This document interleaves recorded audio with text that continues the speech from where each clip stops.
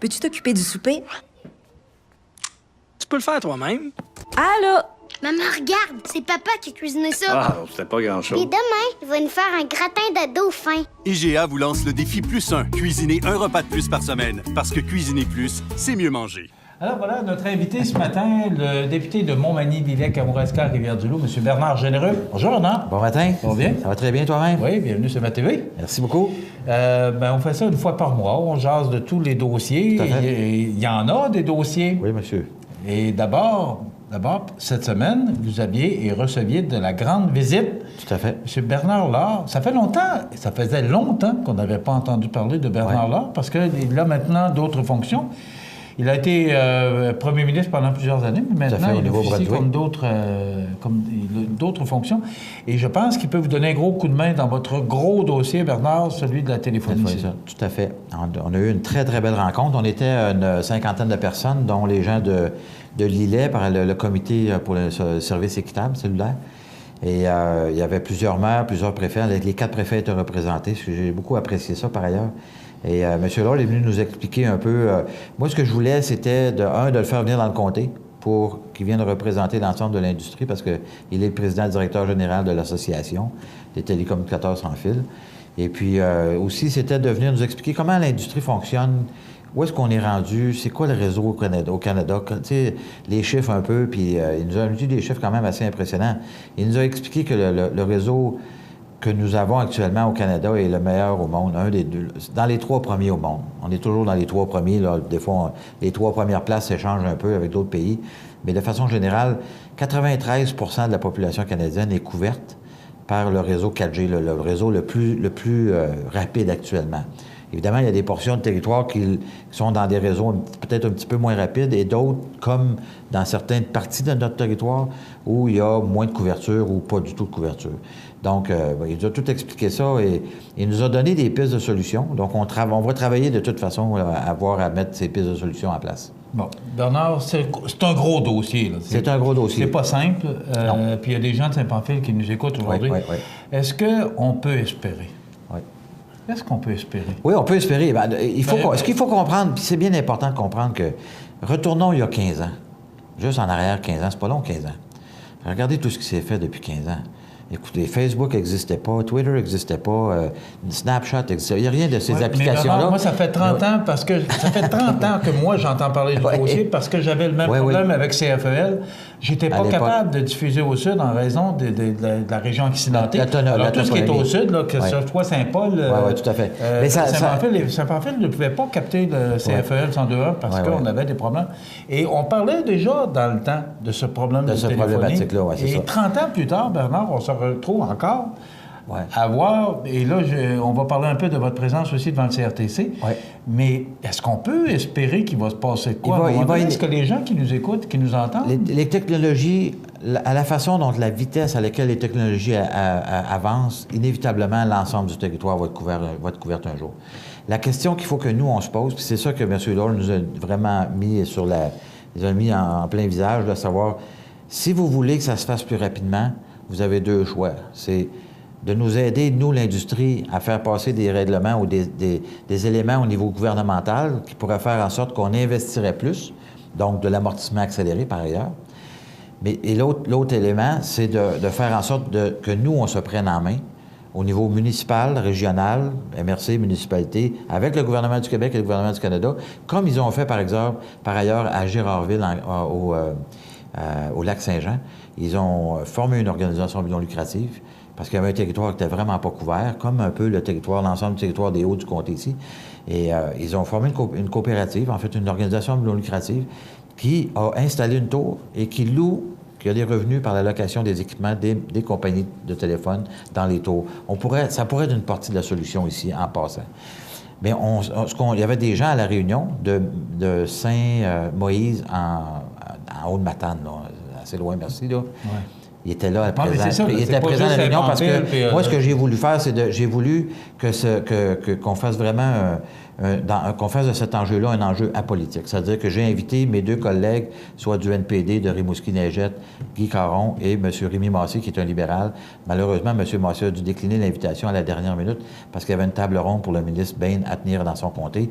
Mais il avait été invité, puis il m'a envoyé un texto 2 minutes avant le début de la rencontre. Il m'a souhaité bonne rencontre. C'était vraiment pas son intention de ne pas être là, malgré qu'il soit au gouvernement. Puis je pense que tout le monde a compris que c'était pas un enjeu unique à Montmagny, Lévesque, à Kamouraska, Rivière-du-Loup. C'est vraiment un enjeu de tout le Bas-Saint-Laurent. Donc, on va travailler ensemble, tout le monde. D'ailleurs, moi et Guy, on a convenu qu'on allait rencontrer Rémi à Ottawa puis voir le plan d'action qu'on allait pouvoir mettre en place. Mais on peut faire des choses au niveau gouvernemental, mais aussi, si on veut qu'on aille plus rapidement, on peut faire des choses locales et c'est ce qu'on va regarder de faire aussi. Parce qu'il y a d'autres exemples en Ontario, par ailleurs. Tout l'est de l'Ontario, c'est une population de 750 000 personnes sur 50 000 km².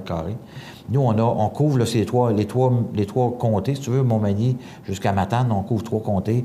C'est à peu près 250 000 personnes sur 30 000 km². Et ils ont fait des investissements, ils prévoient faire des investissements de 200 millions, cette organisation-là, à but non lucratif, dans l'Est ontarien pour s'assurer de couvrir. Et l'Est ontarien, je peux te dire, là, c'est plate là, comme le fleuve sans vague. Il n'y a pas de montagne. Là. Donc, mais malgré qu'il n'y a pas de montagne, c'est pas la toponymie qui fait que c'est compliqué, c'est la densité de population qui n'est pas là par la grandeur du territoire. Puis ces compagnies-là, ben eux autres, bien, inévitablement, c'est comme vous, allez-vous mettre une télévision où il n'y a jamais personne qui le regarde? Ben non, sûrement pas. Donc, parce que vous n'allez pas être capable de vendre à vos publicitaires, d'aller mettre de la publicité dans à l'endroit où personne ne les regarde. Donc, inévitablement, il y a un aspect économique très important à l'intérieur de ça. Mais il y a des enjeux, et M. Lord nous a m'a envoyé des belles fleurs en me disant, bien, écoutez, au moins ici, vous avez un député qui s'en occupe puis qui veut faire avancer les choses. Parce qu'il y a bien des places, il n'y a pas personne qui s'occupe de cet enjeu-là. OK. Donc, on va suivre ça de très près. Bon début, vous avez comparu devant le CRTC la semaine passée. Tout à fait. Vous avez fait une présentation. Absolument. Ça a été reçu... Ça a été très bien reçu. Et ma présentation, puis je dois vraiment remercier mon adjointe, Mireille Soucy, qui m'a beaucoup aidé dans la rédaction de mon mémoire et la présentation du mémoire. Évidemment, moi, j'ai fait ça rapidement un peu. Les traducteurs étaient là, puis faut pas trop vite. Le président m'a bien break un peu à un moment donné. Puis en plus, j'avais des expressions un peu bas-laurentiennes de travail. Mais l'idée, c'est qu'on a eu un bel échange, moi puis le président, par la suite, et je m'engage à... D'ailleurs, c'était dans la résolution qu'on a fait adopter que je puisse rencontrer le président du CRTC pour en parler plus longuement avec lui. Et d'ailleurs, je vais même l'inviter à venir. Je ne sais pas s'il va venir, mais je l'inviterai à venir chez nous pour voir véritablement constater de visu qu'est-ce qu'on vit comme problématique. Mais on a eu un très, très bon échange, puis des questions très, très pertinentes de sa part par la suite. Là. OK. Bernard, on va vous garder avec nous. On va passer aux anniversaires. Oui. On va vous garder avec nous et pour quelques minutes encore. Et on va parler du dossier de Bombardier à la Pocatière. Oui. On a eu des bonnes nouvelles cette semaine. Absolument. Ça concerne aussi, c'est pas le C-Series, ça ne nous concerne pas. Là. Ça nous concerne plus que tu penses. De votre implication là-dedans. Alors voilà, je vous rappelle notre invité ce matin, M. Bernard Généreux, qui est député de Montmagny-Lévesque, Kamouraska, Rivière-du-Loup. Bernard, cette semaine, on a annoncé, il y a eu toutes sortes de bonnes nouvelles et je pense que le support de Québec par rapport à Bombardier, le 1 milliard qui avait été si contesté, a porté ses fruits parce que c'est 75 avions C-Series qui a été commandé par Delta Airlines. Oui. Et aussi, la bonne nouvelle, on dit, et dans la nouvelle, on disait également, c'est que le bonheur des uns fait le malheur des autres. C'est qu'au Mexique, particulièrement en Ontario aussi, on n'est pas capable de livrer tous les wagons qui sont en commande. Et là, ça va donner et avoir des retombées sur l'usine de la Pocatière. Je pense que c'est bienvenu. Je pense que ça arrive ça arrive à point. En fait, c'est très bienvenu. Comme vous savez, tout le monde, actuellement, l'usine de la Pocatière fait le métro de Montréal, donc ils ont d'ouvrage pour 2 ans et demi, maximum 3 ans avant 2. Donc, le contrat des métros des streetcars de Toronto est un contrat qui est fait à Thunder Bay. Et effectivement, ils ont quand même plusieurs contrats de front à Thunder Bay, puis ils ont de la difficulté à livrer pour toutes sortes de raisons. Et puis, on s'entend que c'est pas les travailleurs qui sont en cause. Dans des entreprises comme ceux-là, inévitablement, il arrive des pépins. Là. Et puis, donc, la Pocatière va venir soutenir l'usine de Thunder Bay pour fabriquer certains éléments qui vont être retourner à Thunder Bay pour assembler, pour ensuite faire la livraison, parce qu'ils ont des dates de livraison à respecter et il faut qu'ils accélèrent la cadence. Donc, c'est une excellente nouvelle. La Pocatière, on sait que c'est sinon la meilleure usine du réseau de Bombardier, de toutes les usines. Mais quand on écoute les nouvelles, Bernard, ou quand on entend parler Bombardier de leur usine de la Pocatière, c'est pas ça qu'on sent. En fait, c'est pas ça qu'on sent, mais malheureusement, la réalité, heureusement, la réalité, c'est que l'usine de Bombardier, la Pocatière, est sinon la meilleure usine à travers tout le groupe des 22 usines à travers le monde. Oui. C'est vraiment reconnu comme tel à l'intérieur. D'ailleurs, la preuve de ça, c'est que plusieurs des employés de Bombardier à la Pocatière, pour s'assurer de garder la compétence de ces personnes-là, ils les envoient partout dans le monde pour aller régler les problèmes des autres usines. Donc, c'est vrai. Il ne faut pas oublier que Bombardier Transport, c'est à la Pocatière que ça a parti. Et ils ont innové, mais innové de toutes sortes de façons, si ce n'était que par l'outillage qu'ils utilisent et les outils de fabrication qu'ils ont développés. Et d'ailleurs, c'est vous savez que Bombardier a eu le contrat de la ville d'Edmonton pour faire son train sur rail aussi, comme Toronto. C'est un plus petit contrat, mais ces voitures-là devaient, ou en tout cas potentiellement, auraient été, parce qu'ils sont un peu le même principe des streetcars de Toronto, auraient été fabriqués à Thunder Bay. Mais avec les déboires que connaissent l'usine de Thunder Bay, et là, pour pouvoir être capable de fabriquer certaines pièces ici, il va falloir qu'ils fabriquent aussi des outils, faire un autre set d'outils, si vous voulez, à la Pocatière pour être capable de fabriquer ce qu'ils fabriquent déjà là-bas.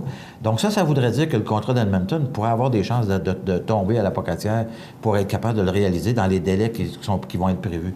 Donc, ça pourrait potentiellement être une autre excellente nouvelle à la Pocatière.